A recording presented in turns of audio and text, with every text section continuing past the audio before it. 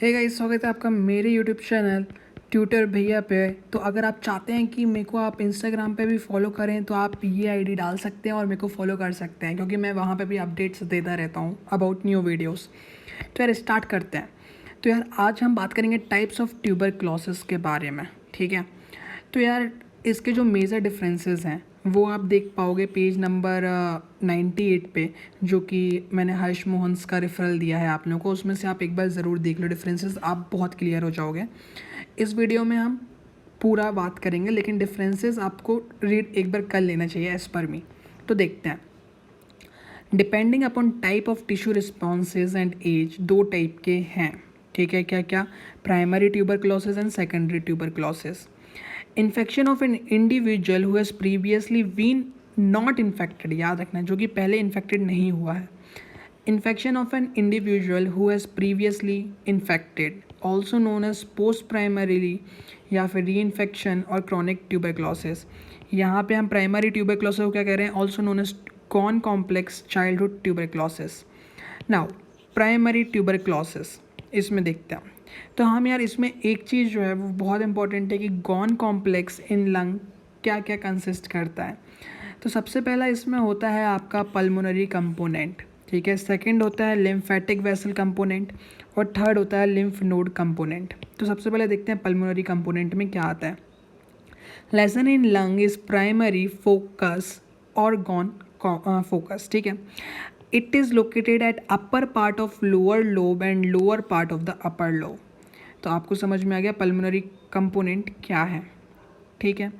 lymphatic vessel component, lymphatics draining lung lesion containing macrophages which contain bacilli and may develop beaded miliary tubercles, ठीक है। lymph node component, this contain enlarged hilar and tracheobronchial lymph nodes in the area drained, ठीक है। Affected lymph nodes are matted and so caseous necrosis. तो हमने तीन component पढ़े Ghon complex के, pulmonary component, lymphatic vessel component, lymph node component. Now fate की अगर हम बात करें कि यार प्राइमरी ट्यूबरक्लोसिस का फेथ क्या है, तो सबसे पहला है या तो हील हो जाएगा। Lesion of primary tuberculosis generally don't progress but instead of they heal by fibrosis और कैल्सिफिकेशन। प्रोग्रेसिव प्राइमरी मतलब प्रोग्रेस भी कर सकता है। Less commonly primary focus in lung proliferate and disseminate into same और अपोजिट लंग।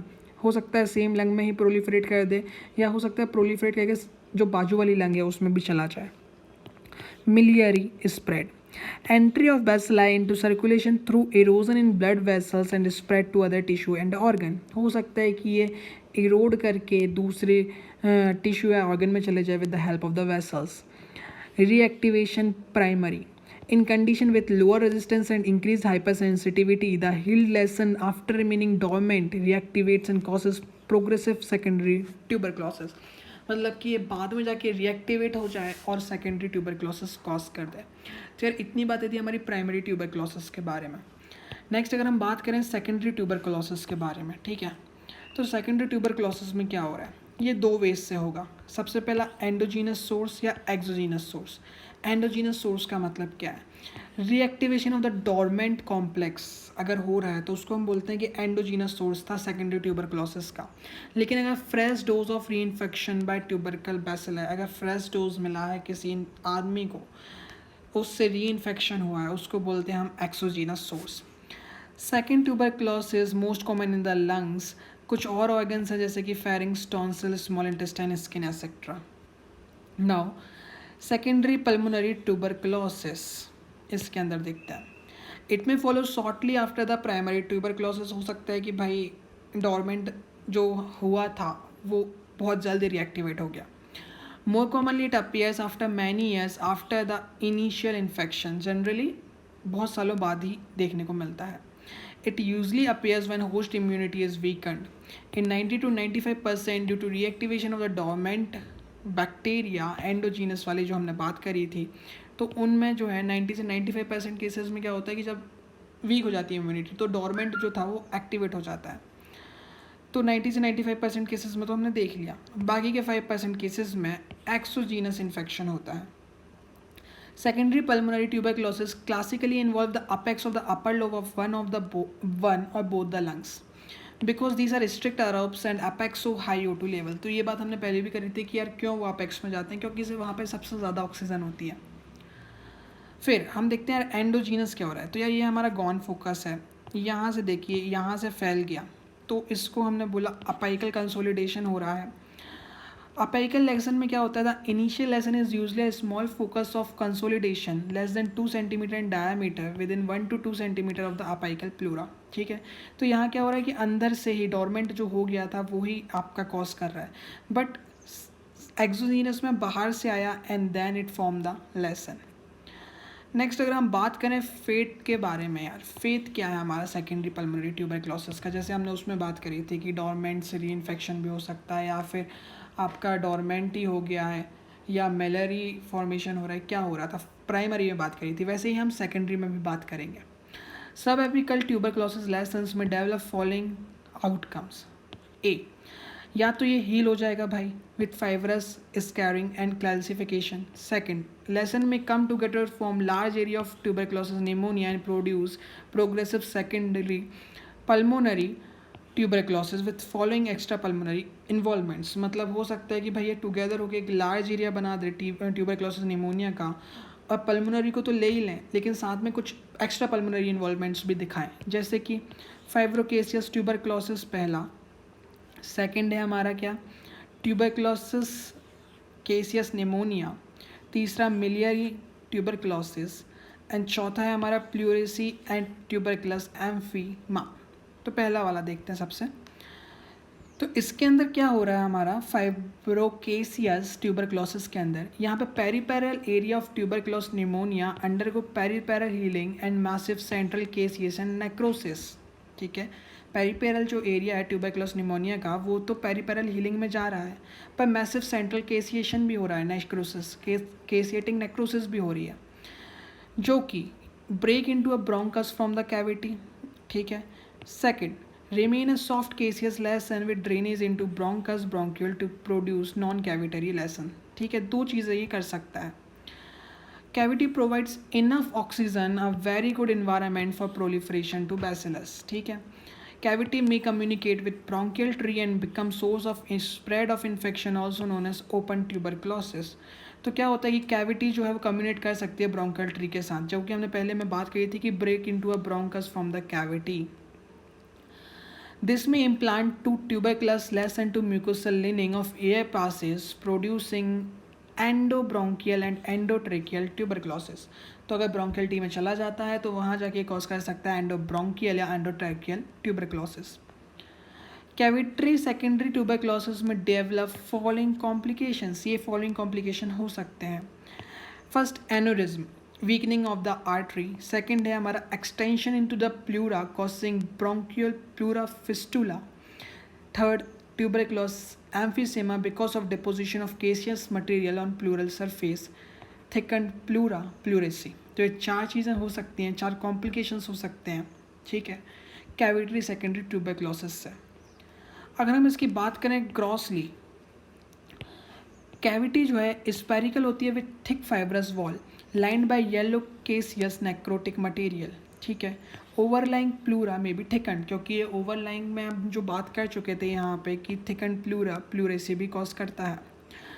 माइक्रोस्कोपिकली अगर बात करें तो यार wall and lumen of cavity source eosinophilic granular caseous material may show foci of dystrophic calcification. Widespread aggregated tuberculous granuloma composed of epithelioid cells, Langhans cells and central necrosis seen. तो इसमें तीन चीज़ें जो इंपॉर्टेंट हमको याद रखनी है कि भाई जो हमको दिखेगा उसमें हमें एपिथेलॉइड सेल्स दिखेंगे, लैंगहन्साइड सेल्स भी दिखेंगे और सेंट्रल नेक्रोसिस भी दिखेगी. फिर outer wall of cavity source necrosis. तो यार ये बात हमको ध्यान रखनी है ध्यान से कि आउटर वॉल ऑफ कैविटी भी नेक्रोसिस शो करेगी. अगर आप इसका माइक्रोस्कोपिक डायग्राम देखना चाहते हैं तो 101 पेज फिगर 4.28 ऑफ हर्ष मोहन पे देख सकते हैं. नाउ ट्यूबरकुलस कैसियस निमोनिया, इसमें क्या हो रहा है, caseous material from case of secondary tuberculosis with high degree of hypersensitivity may spread to rest of lung producing caseous pneumonia. तो हो सकता है कि भाई ये पूरे में फैल जाए. ठीक है, केसियस निमोनिया कॉज कर दे. नाउ माइक्रोस्कोपिकली अगर बात करें, lesson shows exudative reaction with edema, fibrin, polymorph and macrophages. ठीक है. Now numerous tubercle bacilli can be demonstrated, बहुत सारे ट्यूबरकल बैसिलाई डेमोन्स्ट्रेट करिए जा सकते हैं. इसके लिए अगर आपको डायग्राम देखना है तो फिगर 4.29 पे आप देख सकते हैं. तो जो हमारा ये था ट्यूबरकुलस केसियस निमोनिया, उसमें बहुत छोटा सा लिखना है, ज़्यादा नहीं लिखना है. ठीक है. मिलियरी ट्यूबरकुलोसिस की अगर बात करें तो this is lymph hematogenous spread of tuberculosis infection from primary foci, मतलब लिम्फ के थ्रू इन्फेक्शन हो रहा है. स्प्रेड में अकर टू सिस्टमिक ऑर्गन्स जैसे कि लीवर, स्प्लीन, किडनी एक्सेट्रा.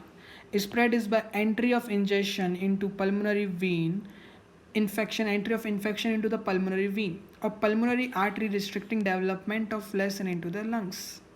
तो मतलब लंग्स में तो रिस्ट्रिक्ट हो जाएगा बट ये बाकी ऑर्गन्स में फैल जाएगा. अगर इसमें हम ग्रॉसली बात करें तो ग्रॉसली अगर हम बात करते हैं तो miliary lesions are millet seed sized yellowish firm areas without grossly visible caseous necrosis, मतलब इसमें केसेस नेक्रोसिस नहीं दिखती है ग्रॉसली. लेकिन अगर हम माइक्रोस्कोपिकली बात करें so lesions show structure of tubercles with some areas of caseous necrosis, microscope में पर दिख जाती है. Now fourth is pleurisy and tuberculous empyema. Caseating pulmonary lesions may be associated with pleurisy. Pleurisy में क्या क्या आता है? प्लूराइटिस, प्लूरल इफ्यूजन, ऐसा रिएक्शन. ठीक है. Pleural effusion may heal by fibrosis and obliterate the pleural space.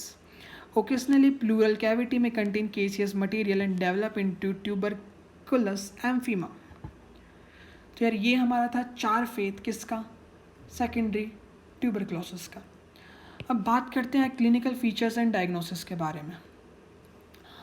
Varying depending upon the location, extent and the type of lesson. ये काफ़ी वराई करता है, किस बेसिस पर लोकेशन क्या, एक्सटेंट क्या, टाइप ऑफ लेसन क्या है. पहला, रिफरेबल टू लंग्स अगर हम बात करें तो प्रोडक्टिव कफ होगा, प्लूरल इफ्यूजन भी देखने को मिल सकता है, डिफ़िकल्टी इन ब्रीथिंग होगी और ठपनिया हो सकता है. अगर हम देखें कि चेस्ट में हमें क्या दिखेगा, चेस्ट एक्सरे में तो प्लूरल इफ्यूजन दिखेगा, नोडुलरिटी दिखेगी, मिलियरी बॉडीज़ भी दिख सकती हैं.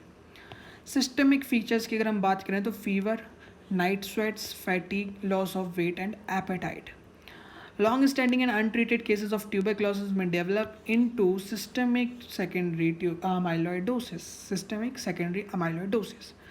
तो गाइस यहाँ पे हम खत्म करते हैं टीवी को. यार अगर आपको डायग्नोसिस की वीडियो भी चाहिए तो let me know, I will make an another video on diagnosis. वैसे आप वो बुक से भी पढ़ सकते हो, इजी टॉपिक है. सर यहाँ पे खत्म होता है हमारा ट्यूबरकुलोसिस. अगर आपको ये वीडियो पसंद आई है तो प्लीज़ हमारे चैनल को सब्सक्राइब करो and don't forget to like this video.